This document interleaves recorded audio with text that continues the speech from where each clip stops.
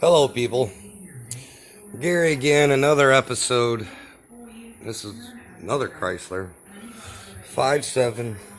I just reinstalled the valve train. Now, just the intake side. Note, the intake push rods are shorter than the exhaust by like a couple inches. You try to put the intake push rod in the exhaust push rod hole, it will fall down in the motor and you'll be pulling the intake. Alright, this is actually really kind of tricky.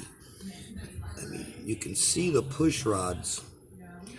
They kind of sell a tool for it, but the main thing is when you're putting it on, you got to pick an end and start with one end, and then tighten up the bolt a little bit so it's snug, move to the next one.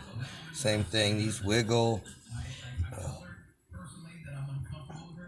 The bolt, and it's held in place by this square boss here, so I can't go any more forward. Now, if you take a mirror and you look down the push rod hole, you got to be really careful when you're tightening those up. You'll see that there'll be an even gap all the way around it, so you know you got it definitely in.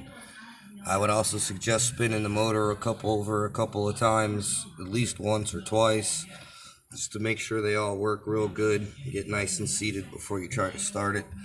Alright, I'm gonna do the exhaust next, but when you're tightening this thing down, you gotta do it all by hand. It'll start putting tension, and you start from the center by hand and slowly go out, and you got to keep a real good eye on those push rods because they'll slip out and they'll look like they're in. I can't really get the camera in there to show you the ball on top of it.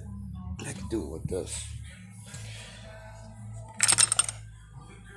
This is the exhaust side. This is where it sits. Stop moving. It sits in like that. Now these will get caught up right. If you could see that little lip, there's a lip right there. So I'll turn. There we go. There's a lip. It'll get hung up right there on that lip before it gets seated. Make sure that it is seated, and it will get hung up on that lip.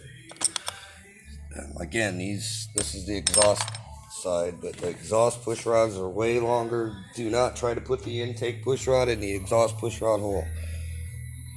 You will be sorry. And it's kind of tricky to put that together, but it can be done without the push rod tool.